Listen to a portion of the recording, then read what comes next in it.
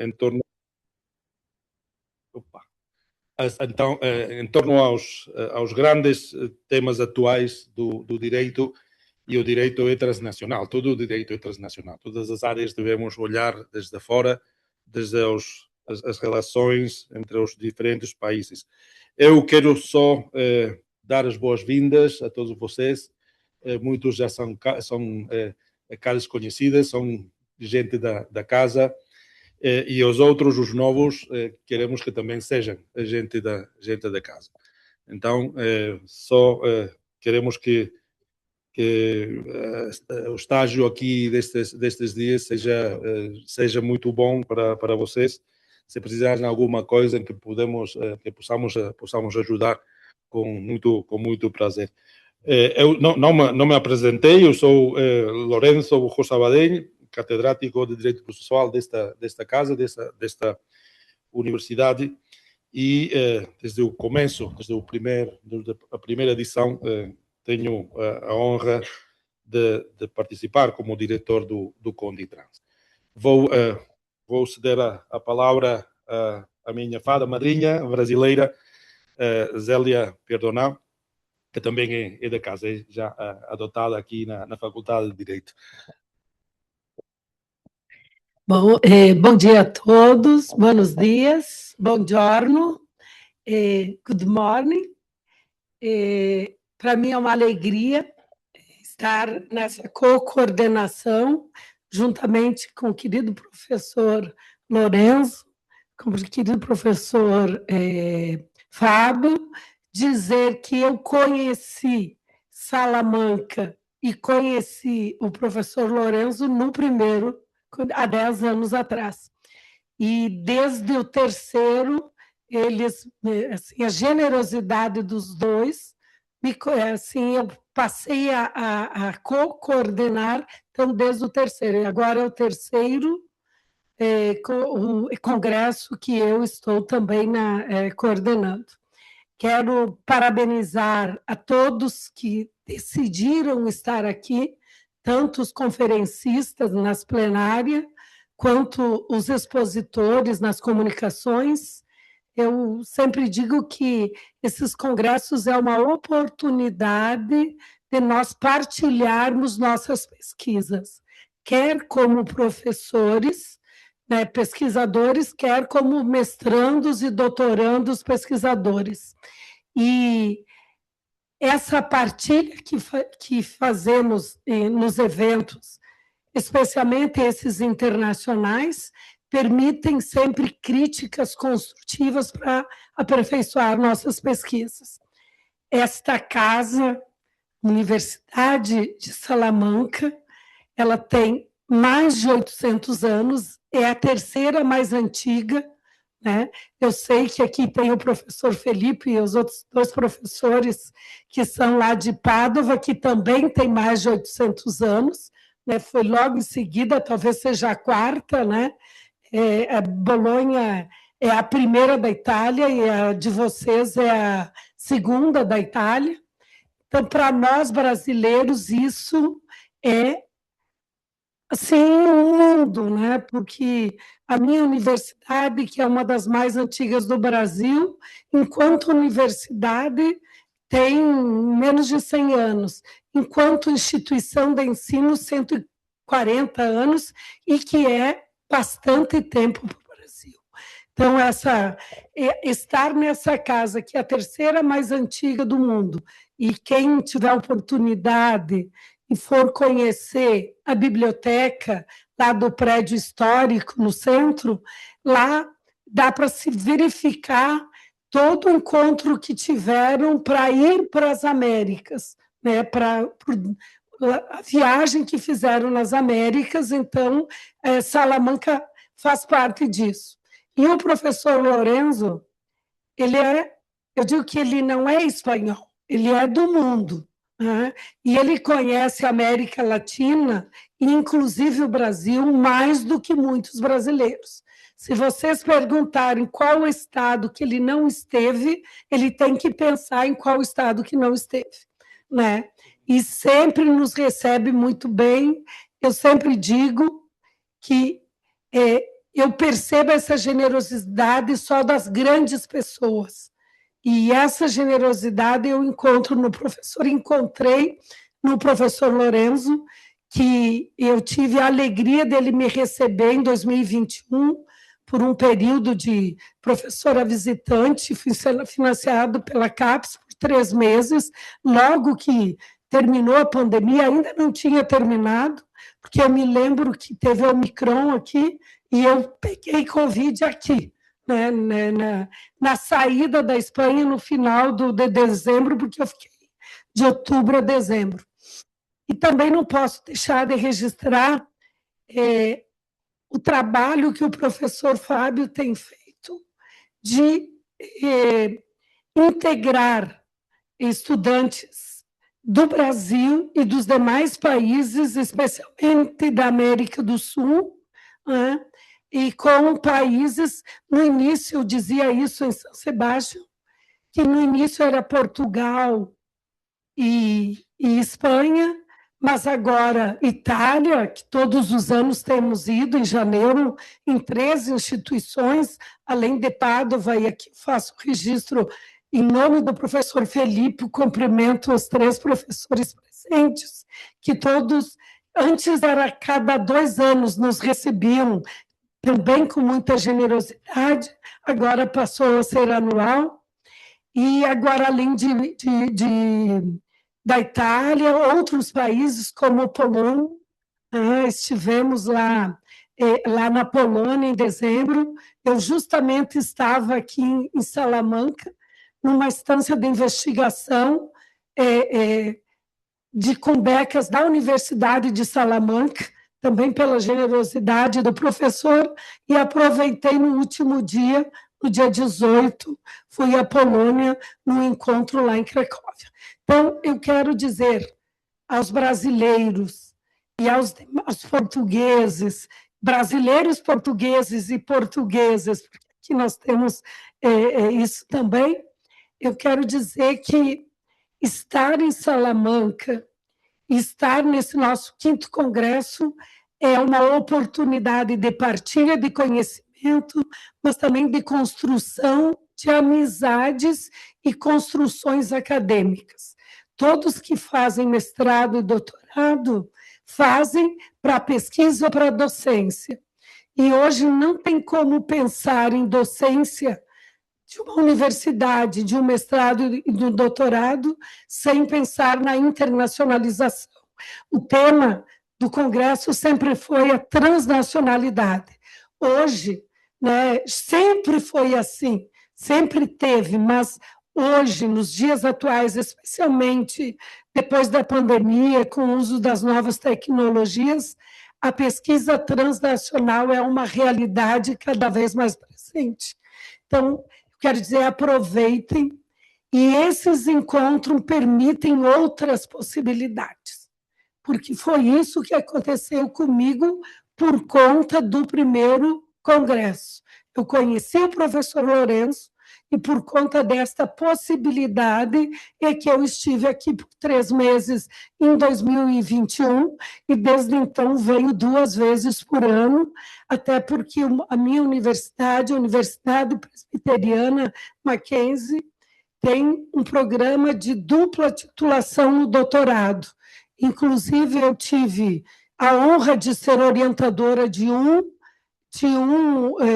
doutor, que hoje doutor, que é também professor, agora o professor Lourenço, e o professor José Carlos Francisco, que está vindo para cá, eu mandei a localização, que ele vai palestrar no segundo momento, estão orientando o Lucas, o nosso doutorando, e o professor Lourenço então, é orientador por Salamanca, e o professor José Carlos Francisco é orientador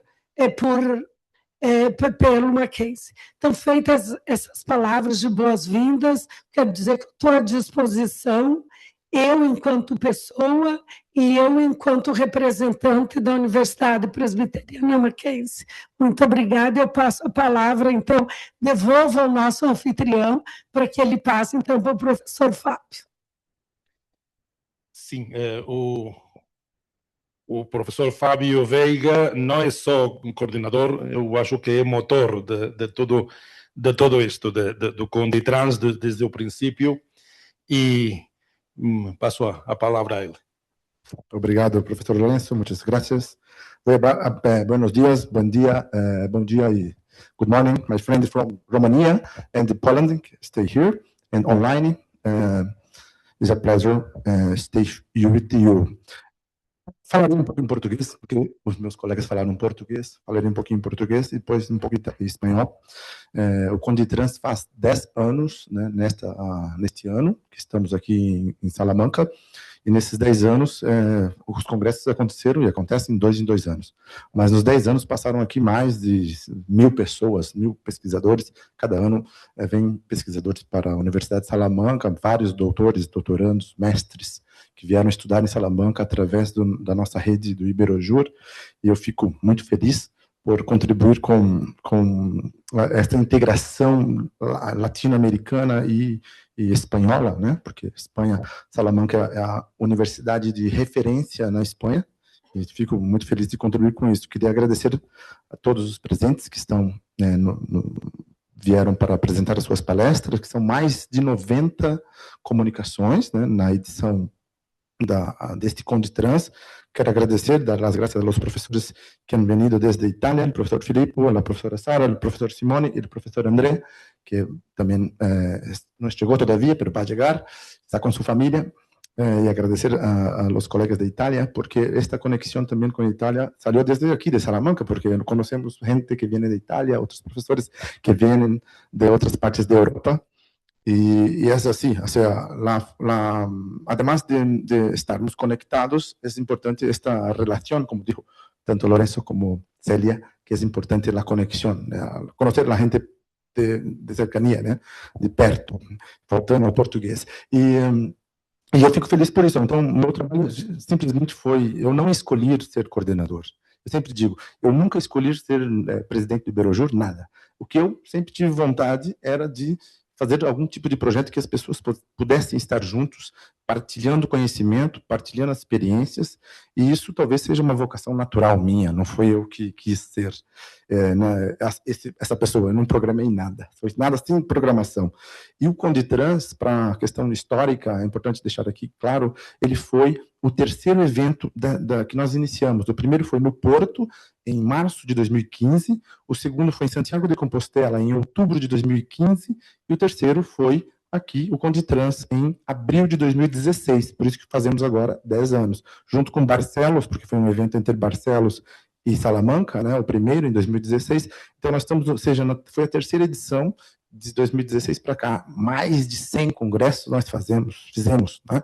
Durante todo esse tempo, temos uma equipe profissional que praticamente entendeu o mundo científico, que é muito importante, né? Entender essa questão científica, e agora os congressos saem. Então, quero, só para finalizar, e vocês também desfrutarem do congresso, agradecer novamente, e estou aqui à disposição também para partilhar, e que vocês precisarem de mim e do Iberojur, estamos à disposição, e bem-vindos ao 5º Conditrans. Obrigado.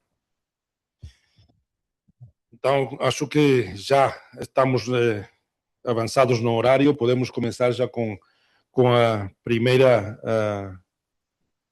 palestra, com as primeiras palestras plenárias. Então, vamos a preparar a mesa para isso.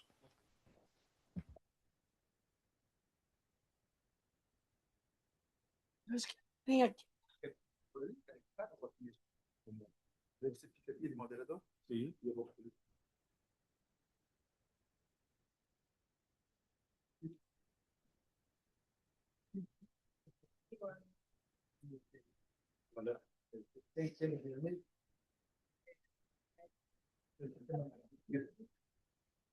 ¿Login? Sí, perfecto.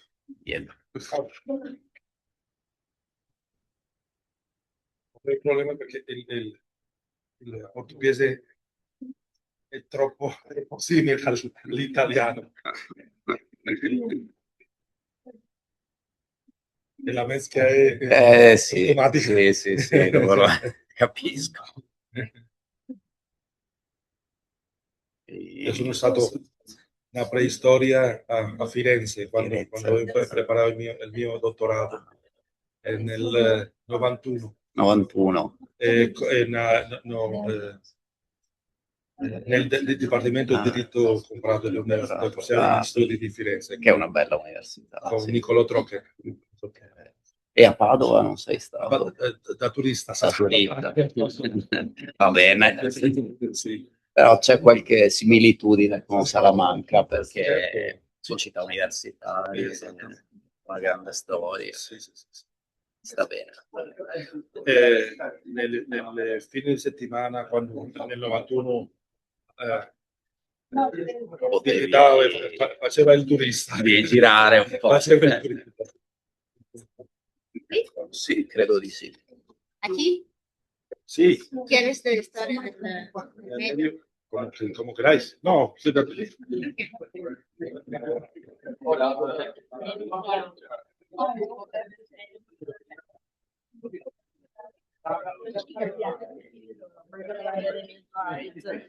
Bueno, empezamos por tanto ya con las sesiones después de la presentación y para eso contamos con, bueno, me alegra mucho tener aquí con nosotros al profesor Filippo Villone, que es ordinario de Diritto Comparato en la Universidad di Padova, que, bueno, universidad, yo diría, me atrevo a decir, universidad hermana. Muy bienvenido, caro. Entonces, el profesor Villone, no hemos hablado, pero hablas primero, Filippo, y después Sara, ¿no? Entonces, sí, en primer lugar, y luego presentaré a nuestra otra compañera, el profesor Villone nos va a hablar de sostenibilidad y cadenas globales de valor, desafíos para el derecho privado transnacional. Bien, muchas gracias a todos.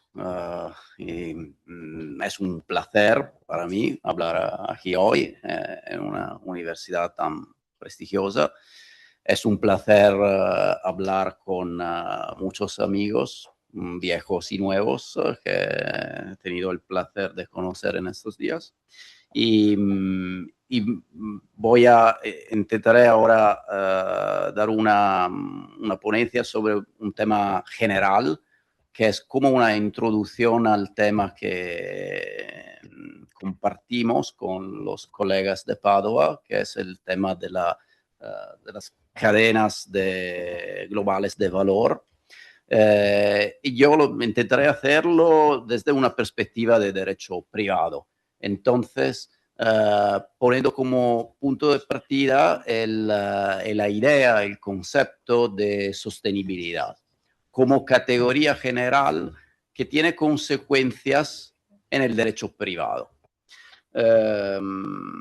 Voy a hacerlo como podéis oír en español, con un español que, bueno, no es perfecto, me perdonará pero he pensado que el español puede ser como un idioma, una lengua franca hoy, que todos podemos entenderlos un poco.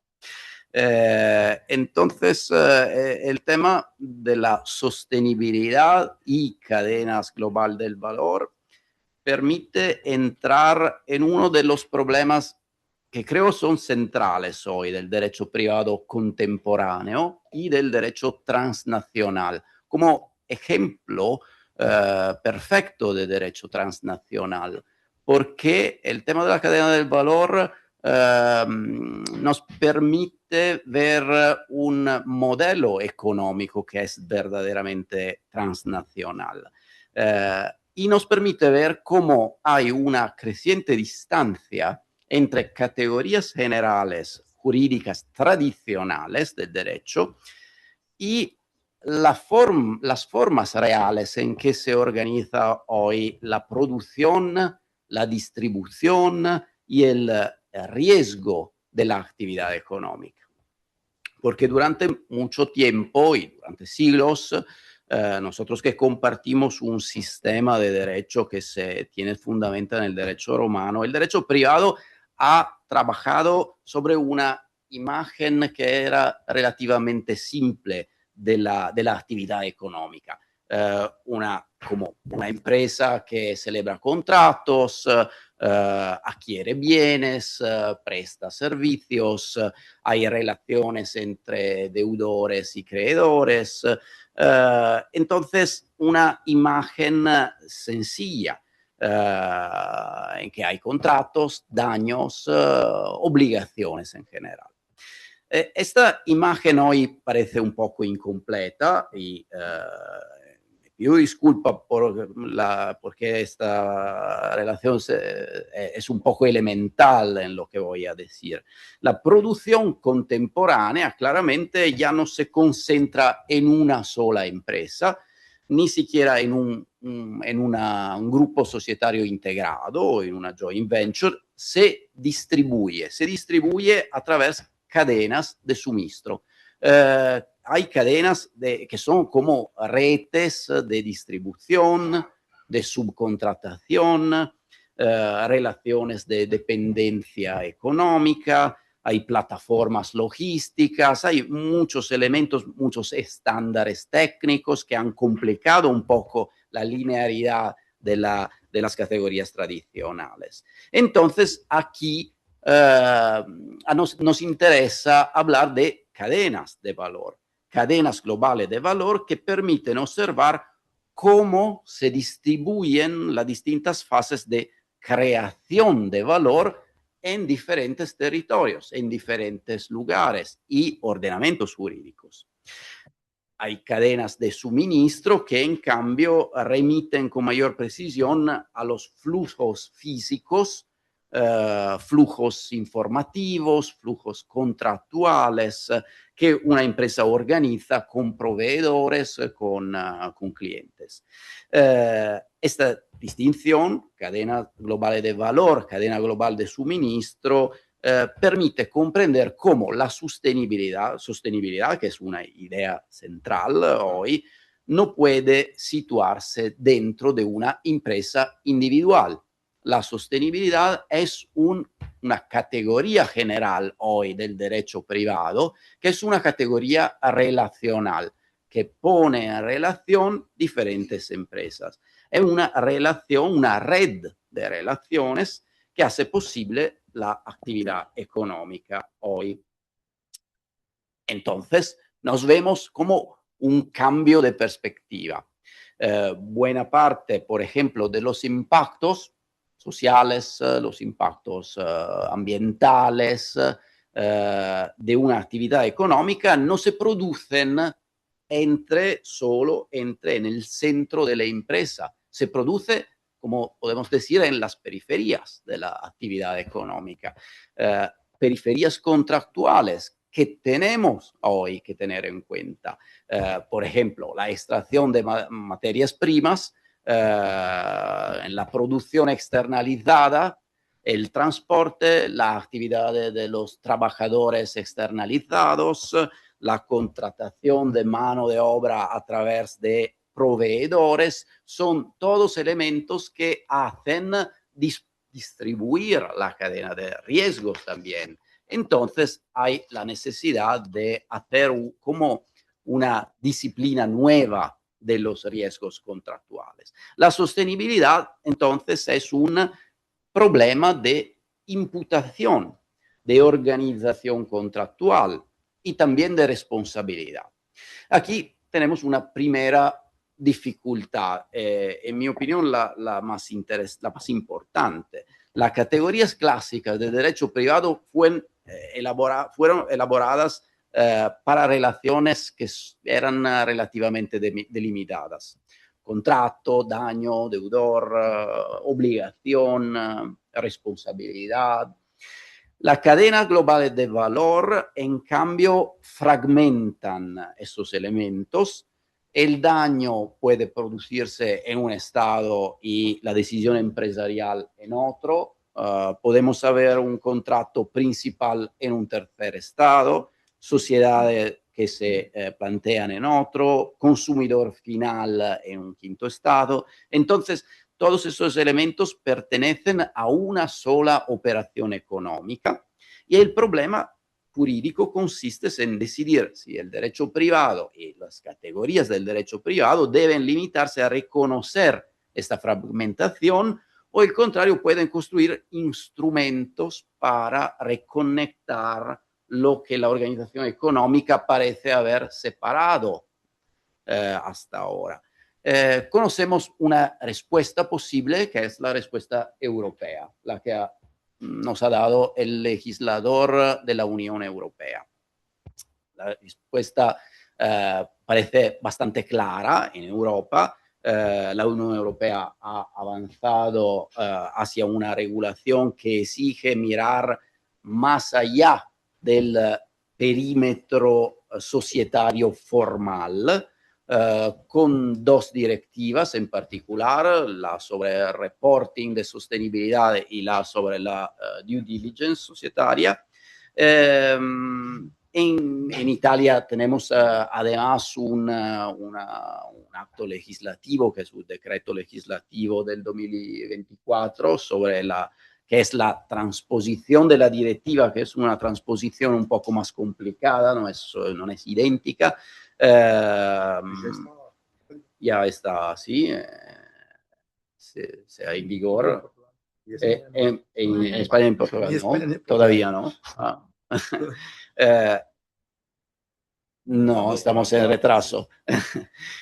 Este proceso me parece que plantea una cuestión un poco más amplia, que es un poco el hilo conductor de mi intervención.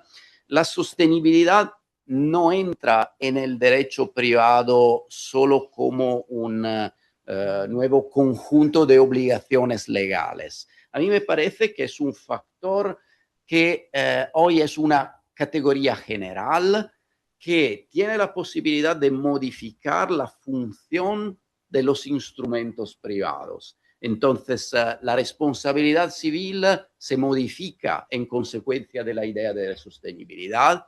Los contratos están legítimos cuando incluyen una adhesión a la idea de sostenibilidad. Los deberes de los administradores y en particular creo los mecanismos de organización empresarial y además los remedios que tenemos frente al incumplimiento de un deber de adecuarse a la sostenibilidad. Desde esta perspectiva, creo que las cadenas globales de valor son un laboratorio muy útil para el comparatista, en particular para el derecho, los cultores de derecho comparado, porque permiten observar diferentes respuestas. Por ejemplo, la respuesta europea frente a la respuesta del estadounidense, que son muy diferentes. Hay ordenamientos que son más resistentes, más centrados en el mercado, y ordenamientos que aparecen como un poco más abierto a estas novedades. No sé si Fabio luego comparte esta idea. Entonces, la sostenibilidad no creo que es un elemento que está sustituyendo las categorías de derecho privado, pero las está obligando a funcionar en un contexto un poco más distinto, creo.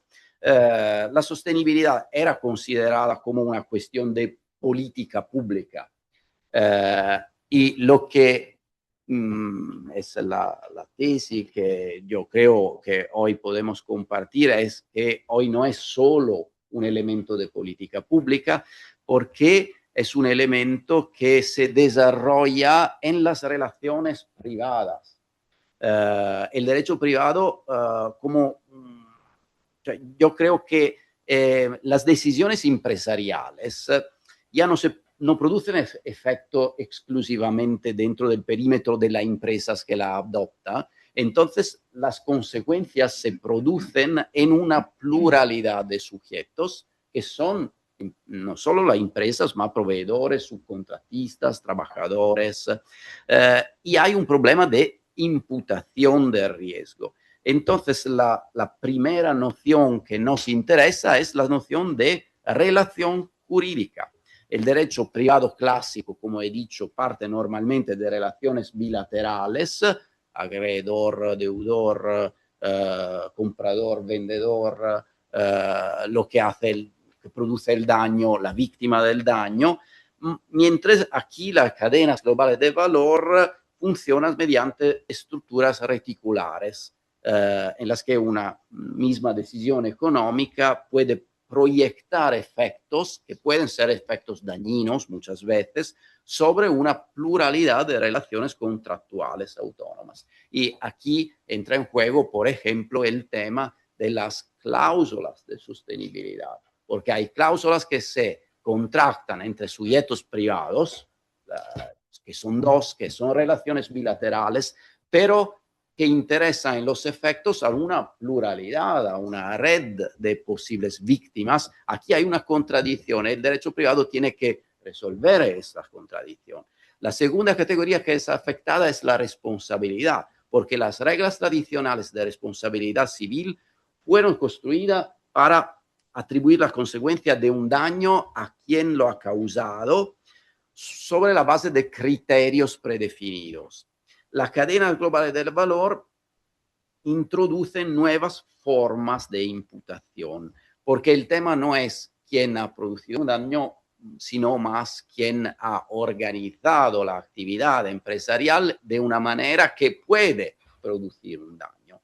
Entonces es un criterio preventivo de posible responsabilidad. Hay deberes de prevención, hay deberes de vigilancia, de diligencia. Y es un desplazamiento que merece aquí otra vez una reflexión de derecho comparado que me parece muy interesante. Hay una tendencia común hacia la emersión de este principio, pero hay respuestas que son diferentes. En particular sobre el tema del riesgo del incumplimiento de la sostenibilidad. Naturalmente los ordenamientos jurídicos no recorren este camino desde del mismo modo y por ello resulta útil hacer un ejercicio de comparación jurídica.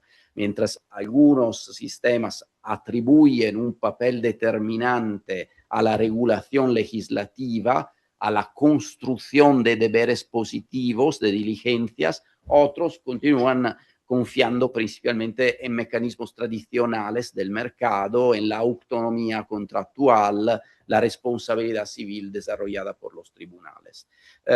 Entonces, hay diferentes modalidades de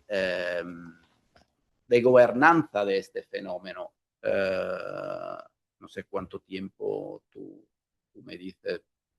Está yendo bien. Sí. ¿Estoy yendo bien? Sí. ¿Qué significa que tengo? Más 4 o 5 minutos. Más 5 minutos, ok. ¿Usted quiere dejar el tiempo para el debate también? Si no tengo, sí me parece útil dejar un poco de tiempo por el debate y como veis es una charla, no es una verdadera ponencia, son solo ideas para un debate. Puede ser interesante, por ejemplo, hacer un ejemplo. Voy un poco más a hablar de un ejemplo. Lo que me parece el más interesante es el tema de daño ambiental, sí, que es uno de los temas principales que se conecta a la sostenibilidad.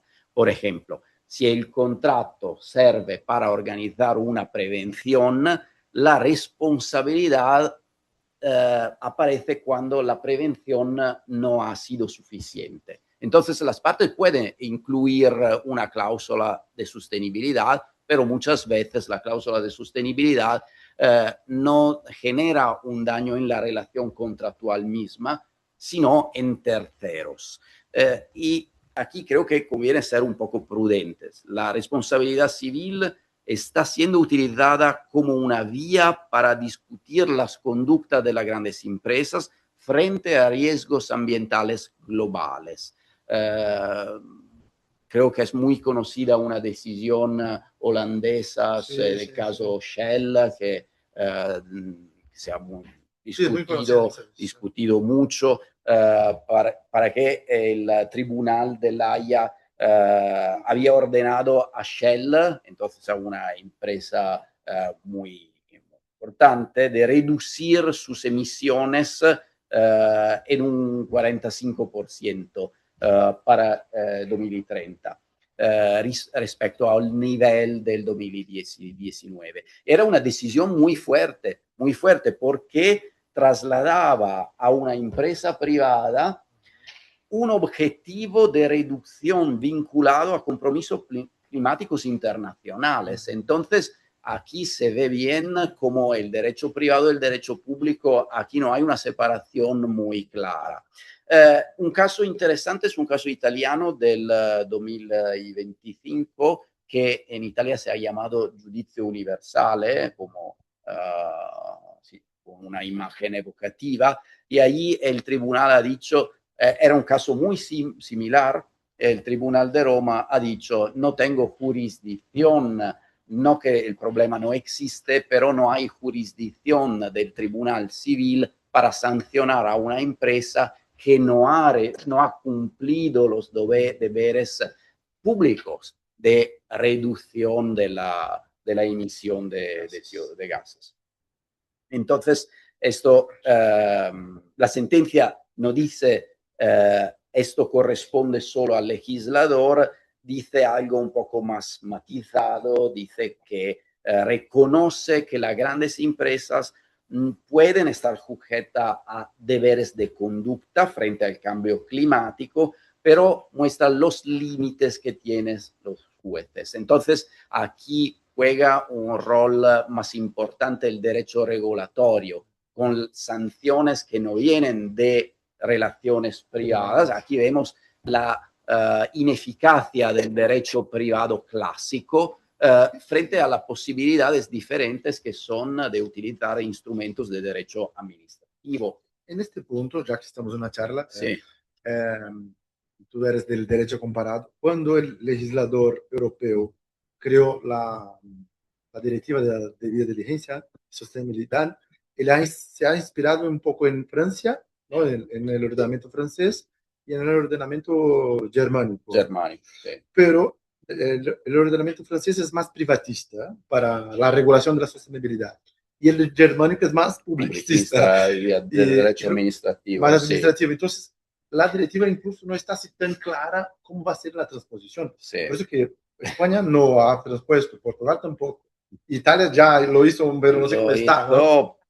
Sí, ¿no? sí. La idea es que el legislador de la Unión Europea no tiene una idea muy clara porque parece haber un poco, ¿cómo se dice? Retroceso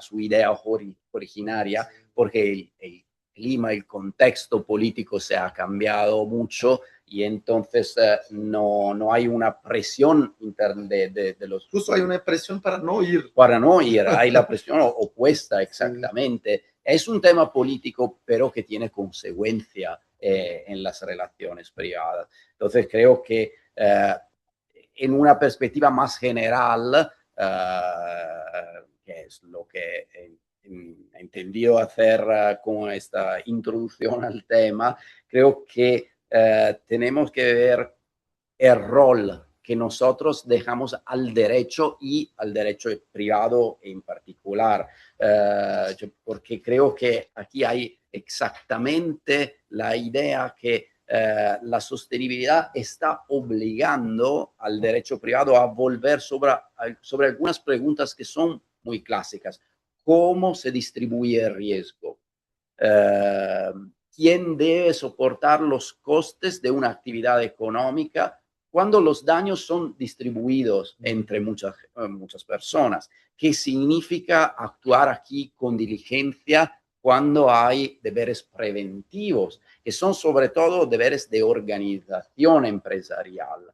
Entonces, lo que ha cambiado no son tanto las categorías jurídicas como el contexto socioeconómico en que las categorías jurídicas deben operar. Entonces, creo que el objetivo puede ser más modestamente evitar que la complejidad de las organizaciones empresariales se convierta en un argumento para diluir la responsabilidad, porque la idea originaria del legislador europeo era exactamente lo opuesto, y ahora parece más una responsabilidad que para ser tan diluida como no existe. Entonces, podemos ver riesgos opuestos aquí, encerrarse en categorías elaboradas en el contexto económico que ya no existe más, o abandonar demasiado deprisa las categorías tradicionales como si ya no tuvieran nada que ofrecer. Entonces la idea es acabar hasta un punto de equilibrio para reconocer que las empresas tienen responsabilidad por lo que hacen, y responsabilidad que puede ser exactamente individuales en relación a daños que se producen para la colectividad. Creo que esa es solo una introducción para poner algunos problemas, y lo he hecho en una modalidad, puede ser un poco demasiado general, pero además para introducir la próxima ponencia. Hay muchos trabajos He visto que van a hablar un poco de la temática, ¿no? Sí, entonces sí, creo que puedo acabar aquí. Muchas gracias por la atención.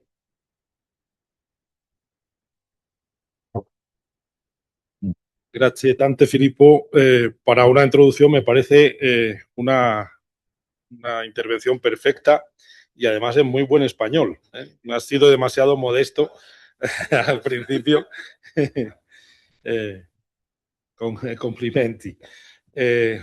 E adesso abbiamo qui a Sara, professoressa Sara Penicino. Ella es profesora adjunta del School of Advanced International Studies de la Johns Hopkins University, profesora titular también de Derecho Público Comparado, también en la Universidad de Padua, decimos en español, y ella nos va a hablar del último eslabón de la cadena entre sostenibilidad y legalidad, el caso de los acuerdos prefecturales en la cadena de producción vitivinícola italiana. Luego, conjuntamente, ya abriremos el espacio para el debate, según los minutos que nos queden, para preguntar o para comentar alguna cosa. Tiene la palabra la profesora Penicino. Muchas gracias por la invitación. Es mi primera vez con vosotros. Gracias a Fabio y a Iberojura en general. Gracias a Filippo, pues que es Filippo que me ha coinvolto. Sabe que los idiomas oficiales de la conferencia puede ser que son 3, el español, el portugués y el inglés. Puede ser. El italiano también. Ahora, si puedo, pocas palabras en inglés por explicar por qué voy a leer. Okay. So my Spanish is not good at all. It's not worth to listen. It's bad to come after Filippo because he did so well. So before I start reading my ponencia, and I'm going to use the slides just to help me. So it's just for my support, but I hope this is helpful. Just one comment. This is part of a larger project that Filippo, Andrea, and Simone also were all involved in. So what you will hear, I think, are different ponencias conectadas una con las otras. So Filippo gave a general introduction about the concept of sustainability, and I am going to do the opposite.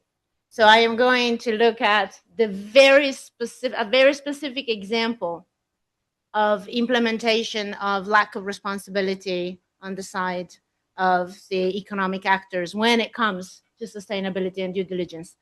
Por esto, la ponencia se intitula El último eslabón de la cadena entre sostenibilidad y legalidad. Es una búsqueda que mira muchísimo al detalle de un caso de estudio, solamente Italia, ma el proyecto va a analizar otros países, esperamos Francia, España, Portugal también, puede ser. Y yo creo que es muy importante de hacer todas las cosas, de tener todas las perspectivas, la teoría general y la realidad. lo que se pasa después en la realidad quotidiana. Entonces, disculpe, voy a leer, ma después possiamo avere la charla, come dici tu. Ok. Allora, en el sector agrícola italiano la explotación laboral está ampliamente reconocida y teóricamente regulada en forma exhaustiva. Es parte de lo que Filippo diceva antes. Sin embargo, el sistema pasa por alto en gran medida el punto donde se genera el riesgo, el sujeto que suministra la mano de obra. Este problema es particularmente evidente en la cadena de suministro vitivinícola, donde una parte significativa de las actividades agrícolas se externaliza a contratistas externos.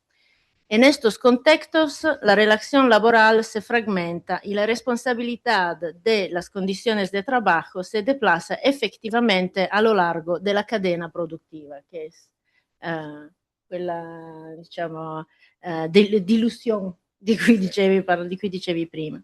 Como resultado, incluso cuando las normas legales están formalmente vigentes, su aplicación se vuelve más difícil precisamente en el punto donde se contrata y gestiona la mano de obra.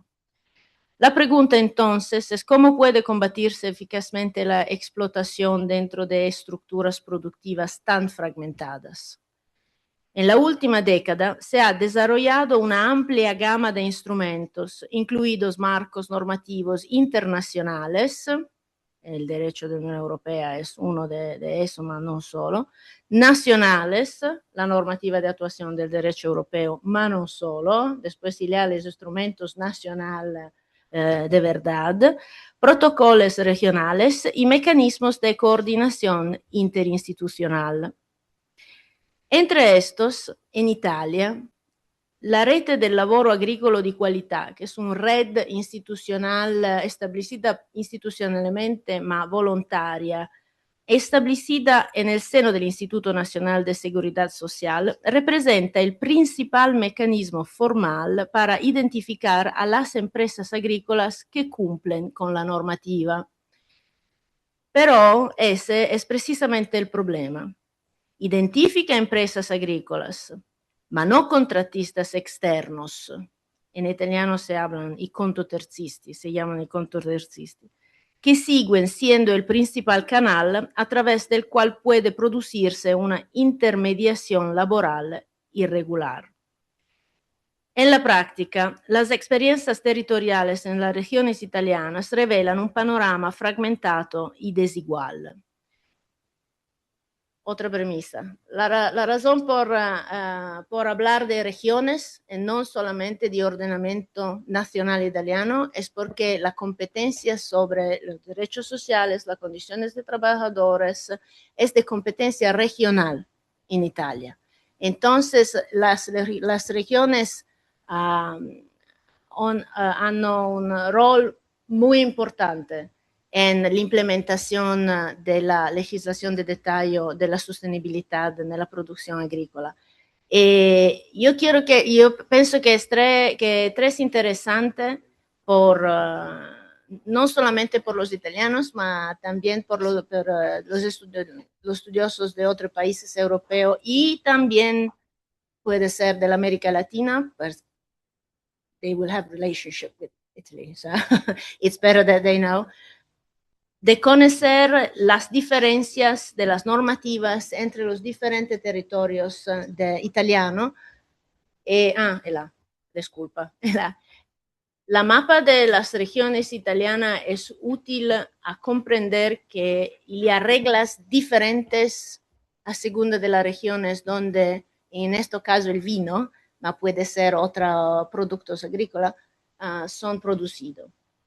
Allora, este proyecto quiere de mapar estas reglas por comprender cuál es la situación ahora y posiblemente avanzar de propuestas de modifica y de desarrollo de la legislación. Allora, en la práctica, las experiencias territoriales en las diferentes regiones italianas revelan un panorama fragmentado y desigual.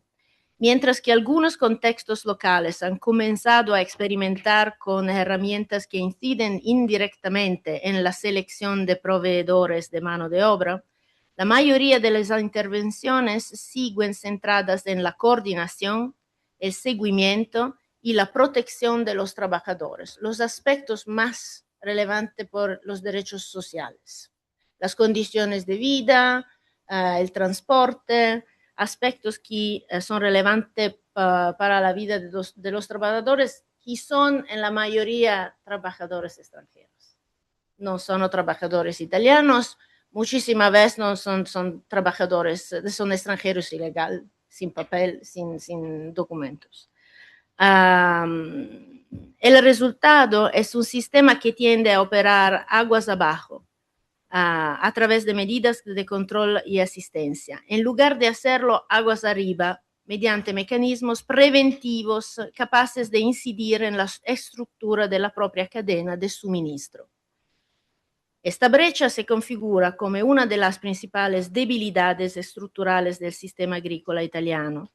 El análisis de determinadas experiencias territoriales permite identificar diferentes patrones regulatorios que van desde herramientas de filtrado procedimental hasta formas reputacionales de gobernanza de la cadena de suministro y evaluar su potencial para orientar enfoques más preventivos.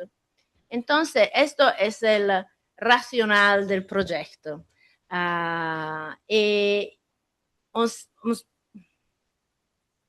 Se concentra sobre la cadena vitivinícola porque necesita de haber un caso específico, si no todo el mercado agrícola ahora es un tema más largo. Tengo informaciones sobre el mercado agrícola en general, si tiene interés, están aquí. No lo he incluido en la ponencia porque too much, too large. Para un comentario. En Sí. Brasil, hace 2 años, una empresa vitivinícola en el sur de Brasil ha explotado a todos los trabajadores que eran del norte de Brasil. Certo. El norte, trabajadores que son más débiles. Sí, sí. Y la empresa del sur los contrató con un modelo de trabajo precario. Y bien, entonces este modelo más o menos que están haciendo ahí serviría para Brasil como el delito comparato, ¿no? Sí, sí. Y es interesante porque son muy similares las situaciones. Sí, la producción agrícola trágicamente es la misma en todo el mundo, ma sì, sono molto simili. Allora, el problema fundamental es esto del hecho que los labores en viñedos es externalizada. ¿Por qué? Porque el viñedo necesita de trabajadores durante una certa stagione, non todo l'anno. Es un trabajo que necesita no puede ser automizado, no se puede hacer con le máquinas, necesita de las manos de trabajadores. Entonces, genera una brecha entre la empresa contratante y las condiciones efectivas de empleo de los trabajadores, porque el productor no va a emplear los trabajadores directamente porque no los necesita solamente por 1 o 2 meses y después no lo necesita qui. Esto subraya la necesidad de instrumentos para cualificar a los proveedores de mano de obra y garantizar la legalidad, porque el productor va a buscar el proveedor de mano de obra. La primera, yo voy a hablar de 2 regiones, no todas las regiones italianas, porque no es too much, again. Las 2 regiones que voy a analizar son la región del Veneto, que es la región donde Padova si trova, y la región del Piemonte, que puede ser la región que ha la normativa la más avanzada entre todas las regiones italianas. La región del Veneto ha lo che abbiamo chiamato un modello articolato. È un modello articolato contra la explotación laboral agrícola porque combina los instrumentos de gobernanza y de dispositivos reputacionales. El tema aquí es identificar las regiones que han individuato del sistema de tutela ex ante, no ex post la violación de los derechos de los trabajadores. Buscar un sistema que permite de identificar los intermediarios que respetan el derecho, la legalidad, ofrendo a los productores la posibilidad de haber listas de intermediarios que son legales, que van a se comportar de una maniera legal. Nel dettaglio, ¿cuáles son los instrumentos que la región del Véneto son disponibles por esto? Primero, el protocolo de acuerdo regional. El gobierno regional del Véneto adoptó este protocolo que fortalece la coordinación institucional y la prevención de la explotación laboral, construyendo un oficio, una posición administrativa que es exclusivamente competente por esta materia. La función es la de la coordinación entre los diferentes actores territoriales, ma esto es un unicum a nivel de gobernanza regional, ¿no? Las otras regiones no han un oficio competente exclusivamente sul lavoro agricolo. Entonces el Véneto tiene este protocolo que es muy útil. En Véneto está la red del trabajo agrícola de calidad que mencionaba al inicio y que es el instrumento nacional, el instrumento ministerial. Ahora, el Véneto es una región, tiene los instrumentos regionales, ma el Véneto tiene provincias. Tiene un parlamento Véneto. El Véneto tiene provincias dentro del Véneto. Entonces, il y a diferentes ciudades como Padua, por ejemplo, y il y a una competencia provincial sobre estas materias. Entonces necesita de analizar también el nivel provincial. Y a nivel provincial un po' ver de diferencias entre una ciudad y la otra. Un intento particolarmente significativo de abordar esta brecha puede observarse en la provincia de Treviso. Ora, Treviso es la provincia donde se produce el vino il più famoso del Veneto, il Prosecco. Il Prosecco es el vino blanco que espumante. Esatto. Entonces es la provincia donde hay la más grande producción vitivinícola. En esta provincia, en el marco de la sección territorial de la Red del Lavoro Agricolo di Qualità, se ha desarrollado una lista de verificación para la subcontratación agrícola como instrumento ex ante que el productor puede consultar antes de emplear el intermediario para la selección de contratistas externos. El instrumento adopta la forma de una plantilla de autodeclaración que la empresa comitente puede exigir antes de adjudicar el contrato y que abarca elementos como el cumplimiento de las obligaciones de seguridad social, la aplicación de convenios colectivos y la ausencia de irregularidades graves.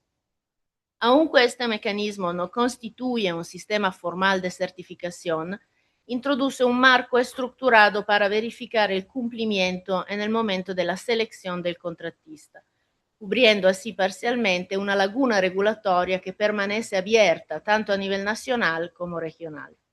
El modelo funciona como una forma de filtrado procedimental, interviniendo precisamente en la fase en que es más probable que emerja el riesgo de explotación.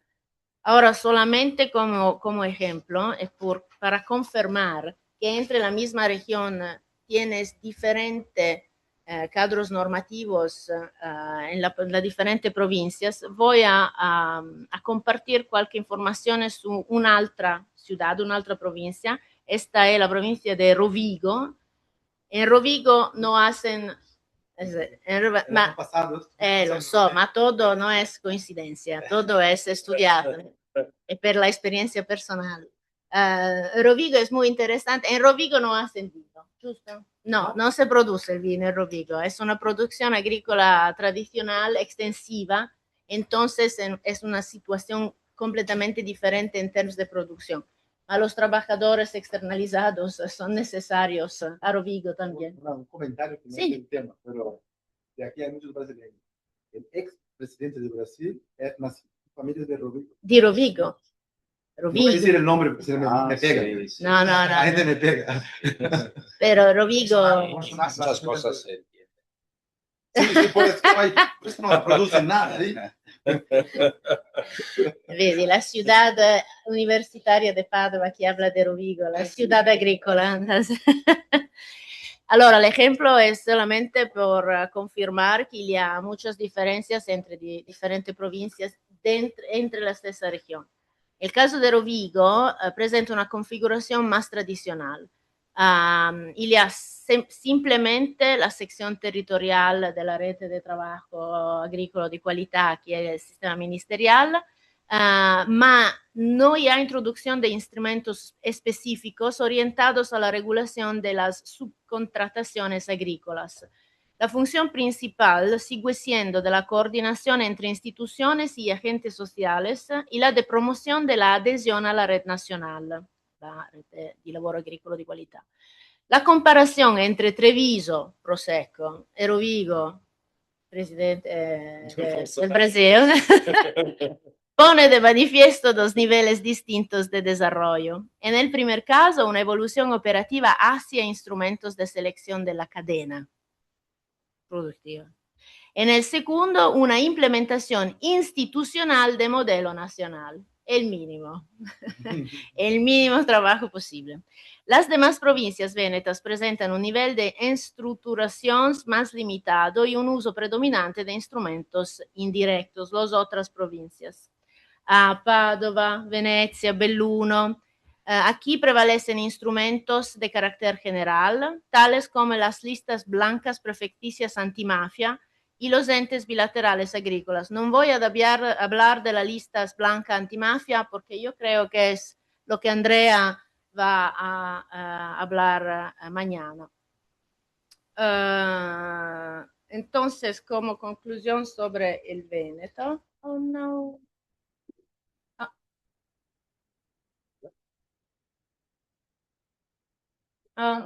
No, mi colpa, my colpa.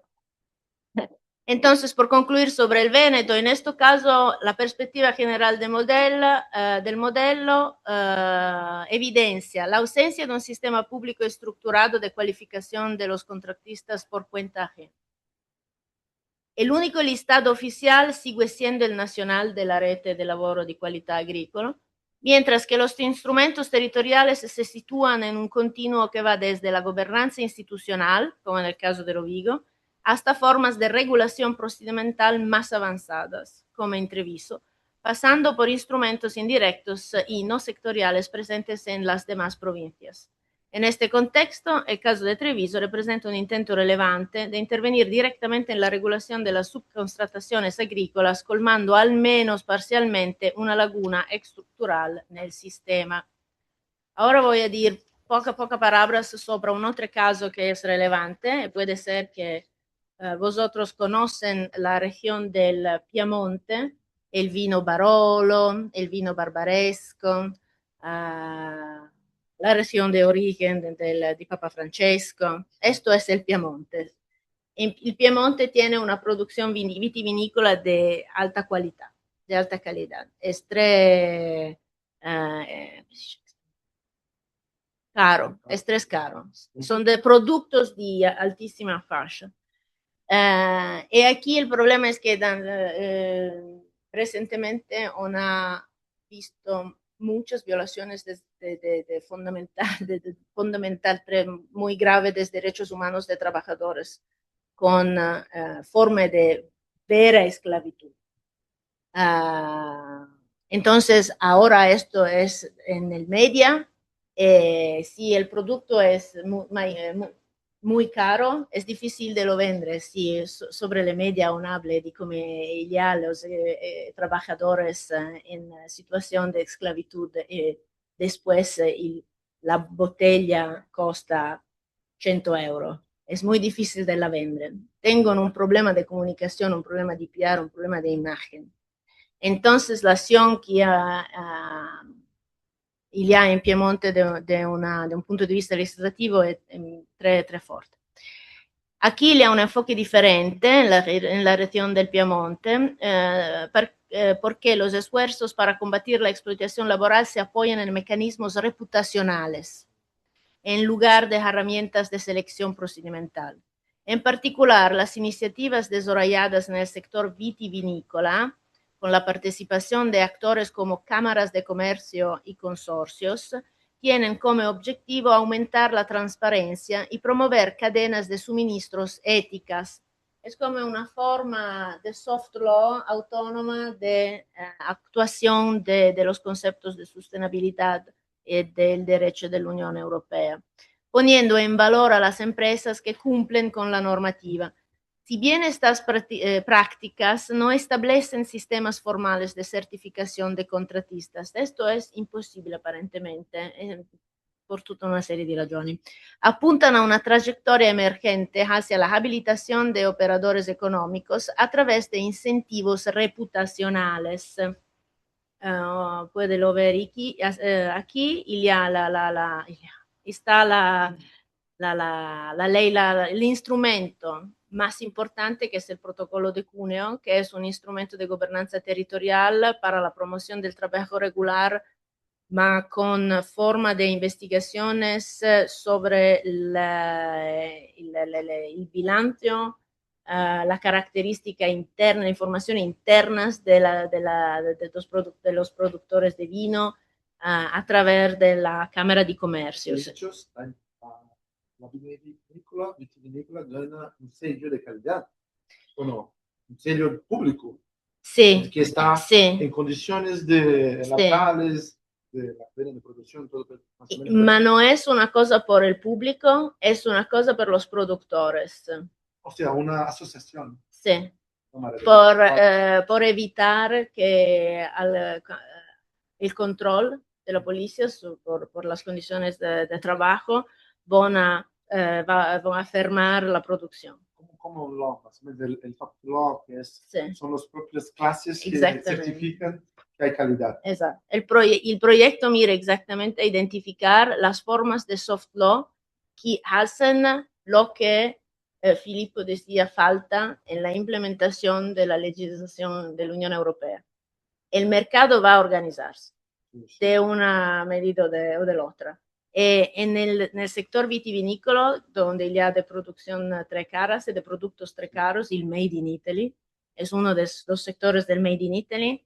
La soft law va a probar de soluciones. Y ya el papel de la Cámara de Comercio, que contribuye a la transparencia de la información, se ha combinado con el control antimafia, ma mañana vosotros van a entender más su estos. Voy a concluir, così c'è spazio per il Q&A. En general, y hay una limitación estructural del enfoque italiano frente a la explotación laboral en la agricoltura, porque no è stato posible de ver until now, y superar esta brecha requiere un giro hacia formas de regulación más preventivas, capaces de integrar los estándares legales existentes con herramientas operativas para la selección y la responsabilización de los actores a lo largo de la cadena de suministro. En esta perspectiva, el desarrollo del mecanismo de habilitación ex ante para los contratistas emerge como un paso necesario para fortalecer la eficacia de las políticas contra la explotación. Aquí tengo otra información del Q&A de pregunta. No.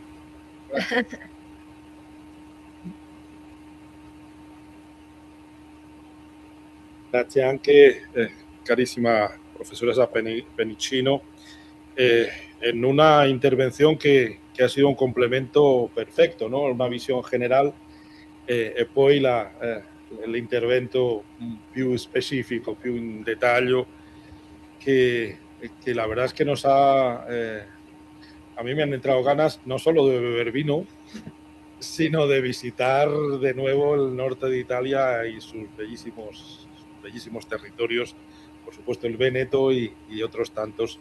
Yo le contaba a Filippo que ya en mi prehistoria académica tuve la suerte de estar entonces los contratos predoctorales tenían, todos los años podías estar 3 meses en algún lugar, y yo elegí Firenze en el 91. Entonces, bueno, pues tengo muy buenos recuerdos y tengo, como dirían los brasileños y portugueses, tengo saudade del norte de Italia. Bueno, efectivamente tenemos todavía un tiempo más que suficiente, creo, para que la charla continúe de manera un poco más, bueno, como han visto, la disposición es completamente horizontal, lo cual yo creo que facilita el diálogo y bueno, simplemente se trata de ponerlo en marcha. Fabio, no sé si... ¿Preguntas? Sí conviene que utilicemos el micrófono, sobre todo porque hay gente que está fuera. Si alguien quiere preguntar. Y si alguien sí, efectivamente, alguien de alguma pessoa que esteja fora de Salamanca também pode perguntar, comentar, objetar alguma ideia, se quiser.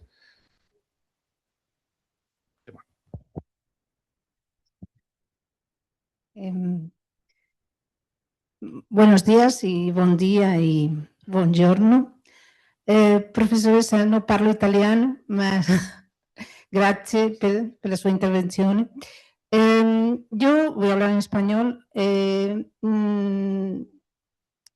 Solo quería hacer una reflexión. Mi área es el derecho público, pero me encanta el vino también, entonces soy un poco amateur, aprecio mucho el vino italiano, portugués y español. Y sobre todo mi área en el ámbito de los derechos fundamentales, ya ahora en serio, me hace pensar mucho en una pequeña discusión académica que tengo, sobre todo con mis compañeros que están en otras áreas más económicas.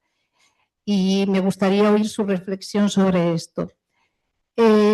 Sobre todo porque estamos, como todos sabemos, con una influencia estadounidense en estas cuestiones materias de inteligencia artificial, derechos humanos, y yo me harto un poco de repetir que el crecimiento económico no se contrapone a los derechos fundamentales. Es decir, esto parece obvio, pero cuando entramos en materia, como digo, con otros compañeros más del área comercial, etcétera, siempre veo algunas caras escépticas sobre esto. Entonces, es una falacia que no se pueda crecer económicamente y no se puedan respetar los derechos fundamentales.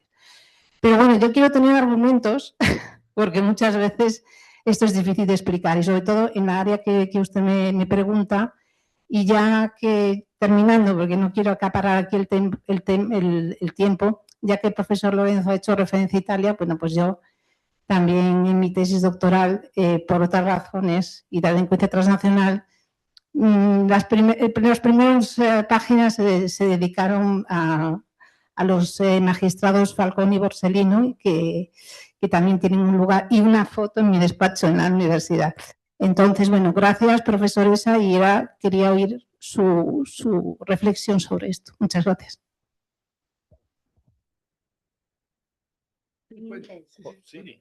Come quieres. In italiano è meglio. Ok. Grazie mille per il commento. Sono d'accordo. Io credo che in realtà nello specifico caso della produzione agricola in Italia, non è vero, del Made in Italy, il cortocircuito sia esploso, sia avvenuto in seguito alla rottura del trasferimento delle materie prime con il Covid. Nel momento in cui il prodotto Made in Italy per essere made in Italy deve essere fatto in Italia e non può essere composto da pezzi che arrivano da tutto il mondo, perché il Covid ha dimostrato che può saltare tutto da un momento all'altro, vuol dire che il prodotto lo dobbiamo fare qua, in Italia. E c'è un unico modo per abbassare il costo del prodotto, che è impattare la manodopera.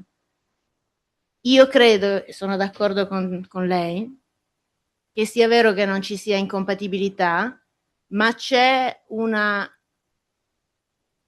discrasia, cioè non sono sincronizzate le necessità politiche in materia di immigrazione e politica del lavoro e una gestione razionale della manodopera nel mercato post-Covid.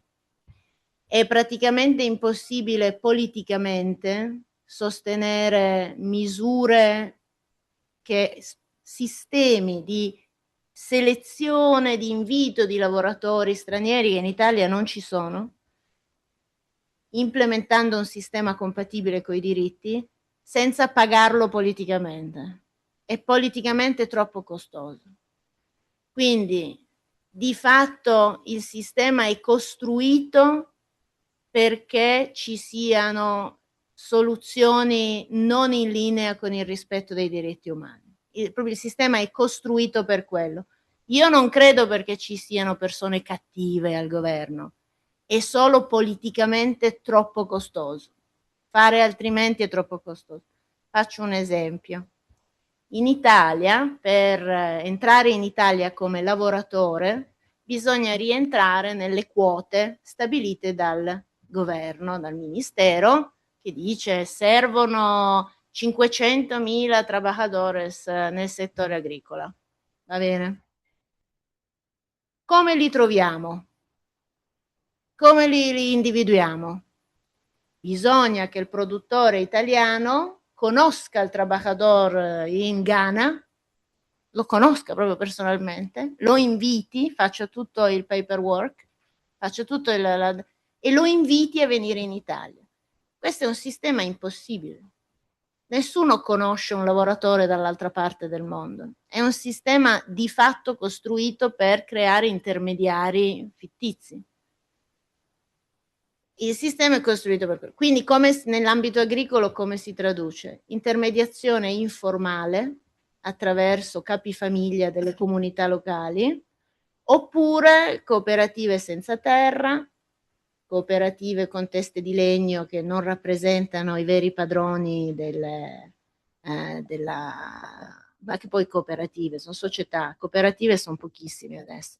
E quindi la soluzione, oppure per esempio legislazione di riforma di irrigidimento della protezione dei rifugiati in Italia. Per esempio, nuovo governo cambia la legge sui rifugiati. Alcuni che avevano protezione internazionale umanitaria ante, dopo non l'hanno più, perché cambia la legge e tolgono la protezione umanitaria a chi viene dal Gambia, esempio. Quelle persone sono in Italia e sperando di essere mandate a casa, giusto? Hanno un foglio perché devono tornare a casa, non sono più protette, non sono più rifugiate. Nessuna di queste persone va via, rimangono ovviamente sul territorio e coprono questo tipo di buco qua. Caporalato. Vai in stazione, in Piemonte, ad Alba, e speri, arriva il camion, vai a lavorare senza passaporto, senza tutto informale, ma quindi io sono d'accordo. Io credo che non sia vero che ci sia un'incompatibilità tra i diritti umani e i diritti dei lavoratori col sistema di mercato. Io penso che non ci sia questa è una bugia, non c'è bisogno di allontanarsi dall'economia di mercato per rispettare i diritti umani. Penso che in questo momento storico dove potevamo fare di più, perché la due diligence and sustainability andava in quella direzione, in questo momento non è politicamente possibile, in questo scenario, fare diversamente. Quindi anch'io sono d'accordo, non è incompatibile concettualmente e che è politicamente molto costoso. Sí, en efecto, estamos en en tiempos de imprevisibilidades políticas y bueno, pero desde el punto de vista académico no deja de ser muy fascinante, ¿no? De planteárnoslo y hay que ver lo bueno, porque si no salimos corriendo. Por favor.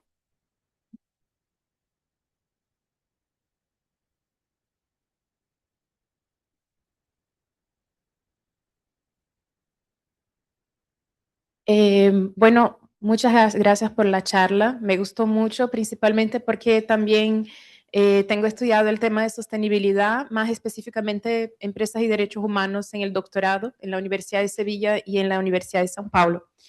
Y bueno, me quedé pensando mucho cuando el profesor Filippo puso que la categoría, la sostenibilidad se pone como una categoría general de repensar las relaciones contractuales que modifica todo el contexto, ¿no?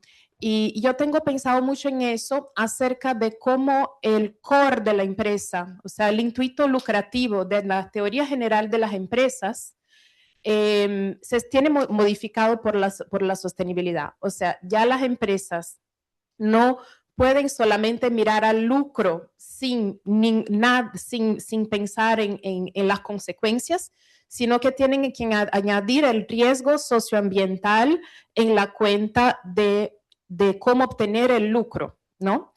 Entonces, en eso quería preguntar cómo les parece, si eso estaría cambiando lo que hemos construido también durante siglos en términos de teoría general de las empresas.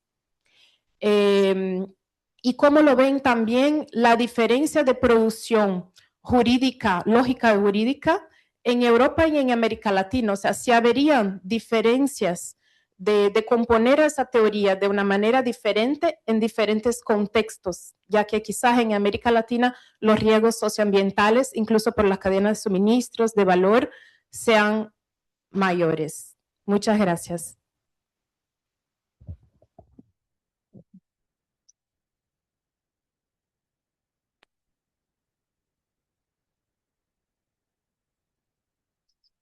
Sí, gracias.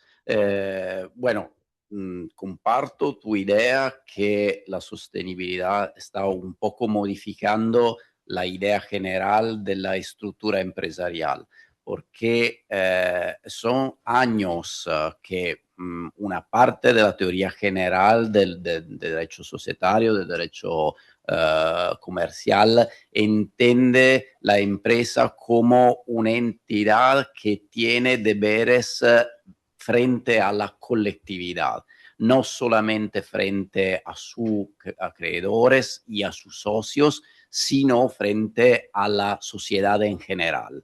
Esta idea, desde una perspectiva de teoría general de la empresa, es muy sencilla. Lo que es difícil es individuar remedios frente, en la hipótesis de incumplimiento de estos deberes. El remedio en muchos países, por ejemplo en Italia, hemos tenido una reforma del Código Civil en tema de sociedad comercial, que ha impuesto una organización, deberes de organización que tengan en consideración una obligación preventiva. Los administradores de la sociedad tienen incentivos a organizar la empresa de una manera que evita daños ambientales, porque el riesgo es una responsabilidad personal de los administradores. Entonces, este es uno de los remedios que el ordenamiento jurídico ha hipotizado para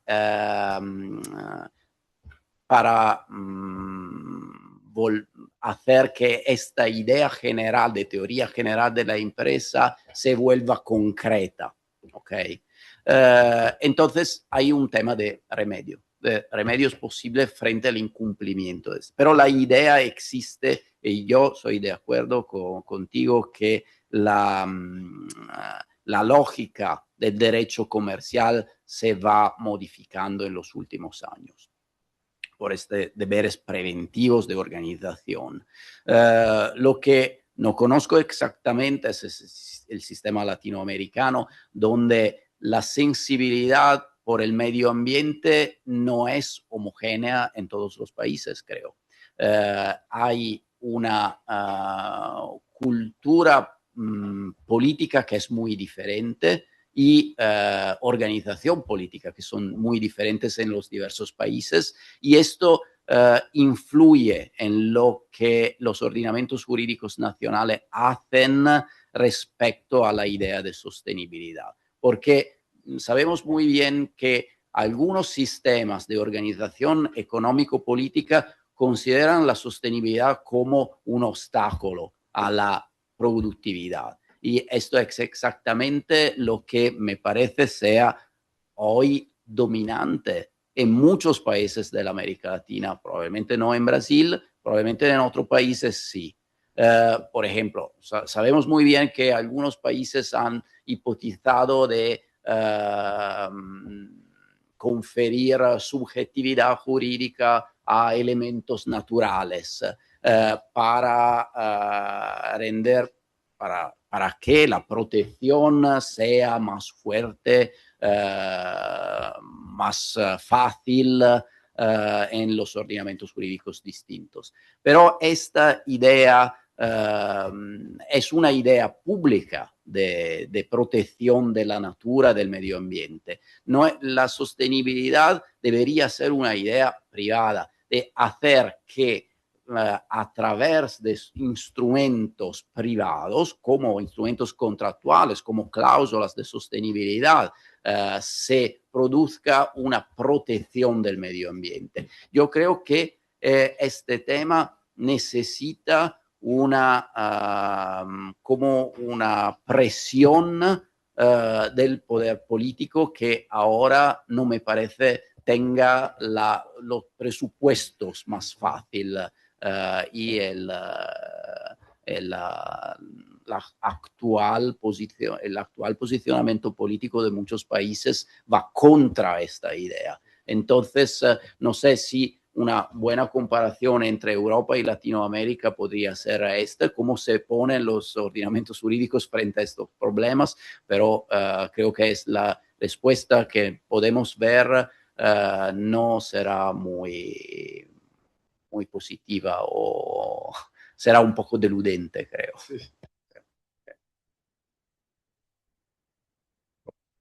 Buenos días a todas y a todos. En Brasil nosotros tenemos ahora una legislación nueva que ha ponido la obligación en la decisión judicial de los juicios, de los magistrados, pensar en las consecuencias de las decisiones. Por supuesto que es una regla obvia, que es adelante de todo, pero cuando se pone en una ley, por supuesto hay trabajos, investigaciones, etcétera, caminando para fortalecer la idea, al menos aparece en el horizonte una posibilidad de las decisiones judiciales obligar a empresas o otros negocios a pensar un poco en sustentabilidad. Yo no creo, perdón, soy optimista también, porque ¿qué haremos? Largamos todo y vamos a torcer para España. Ok, una buena idea. Pero yo creo que es necesario la mano del Estado, la mi creación para pensar en eso. No consigo pensar solo en cambios éticos como necesarios, porque en la hora en que el consumidor entra en una tienda, le pregunta el precio, no quiere saber de la origen, si a través de esclavitud. Entonces, creo que el Estado es muy necesario. Y esa de pensar en consecuencias es un pequeño paso. Suficiente, por supuesto que no, pero es un paso. Estamos un poco en retardo, ¿no?, en esa situación.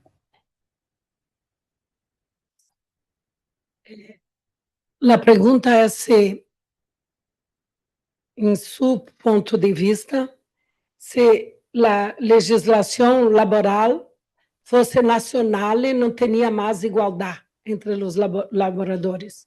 E uma outra pergunta é, a lei da Previdência Social é nacional, não? E como há relações laborais e previdenciais, se não há uma incongruência em ser, porque vocês têm regiões, nós somos um país federal, não? Mas tanto a legislação de previdência social quanto de laboral é nacional. Embora tenemos realidade de efetividade diversa, mas a legislação é a mesma. E tinha outras questões, mas por conta do horário, temos outras, ou aqui, ou também em Itália, no próximo ano, ou em Brasil, não? Porque em Brasil temos uma prestação da Previdência que estimula a informalidade agrícola. Sim, sim, sim. Depois posso falar disso. Sou professora em pré-grado de Seguridade Social, em master e doutorado de Direitos Sociais. E eu tenho dados para dizer que a prestação previdencial estimula, inclusive, não só a legislação, a forma como também as decisões judiciais têm sido proferidas, incluindo um trabalhador que não seria propriamente para nós outros brasileiros segurado especial, mas que os juízes incluem, então se estimula, porque o empregador disse, não há necessidade que eu formalize, porque depois ele terá a prestação. Mas isto podemos falar depois, porque podemos fazer, inclusive, investigações de Brasil, de Espanha e de Itália, e de Espanha também, sobre isso. Sim. Molto interessante. E io penso che Andrea sia poi la persona più giusta, perché è professore di diritto del lavoro. È verissimo, in Italia è così. Il problema è che questo si può fare a livello individuale quando la violazione è già successa. Allora c'è l'inspezione, si trova il trabajador, papel, non papel, giudice guarda il caso, va a vedere, dato INPS, non ci sono i contributi, lavoratore informale. Qui quello che manca è il sistema ex ante. Prima, l'intermediario che il produttore vuole chiamare per avere i trabajadores per 2 mesi, ha pagato i contributi INPS nel passato? Questi sono dati sensibili dell'azienda. Nessuno vuole condividere questi dati qua. La legge italiana oggi, adesso Andrea ci sei, no? C'è la legge, ma manca il regolamento attuativo di collegamento tra le banche dati dell'INPS e del Ministero del Lavoro. La legge c'è, manca il regolamento attuativo. Quindi ritorniamo a quello di prima. Nel buco legislativo il mercato non si ferma e i problemi poi a livello individuale ci sono, perché sulla prensa poi ci sono le foto dei lavoratori senza il braccio, chiusi dentro e poi la gente lo vede quello. E quindi il risultato diventa che anziché avere l'attuazione della legge bella come quella che descrivevi tu, della legge nazionale, hai delle soluzioni di soft law diverse regione per regione, molto basate sulle necessità quotidiane. E questo è molto grave in generale, ma io lo trovo interessante, questa cultura della sostenibilità, guardata nei prodotti di alta fascia, perché ha ragione il professore, la gente va all'azienda e compra il prodotto che costa di meno, c'è l'inflazione, crisi economica, il consumatore va al prodotto che costa poco.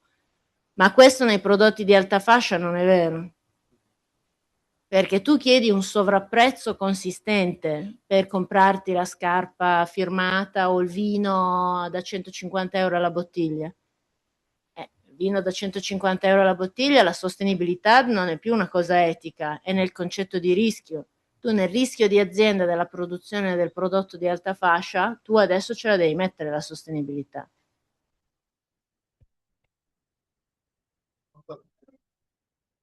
Vamos al café y entonces hasta las...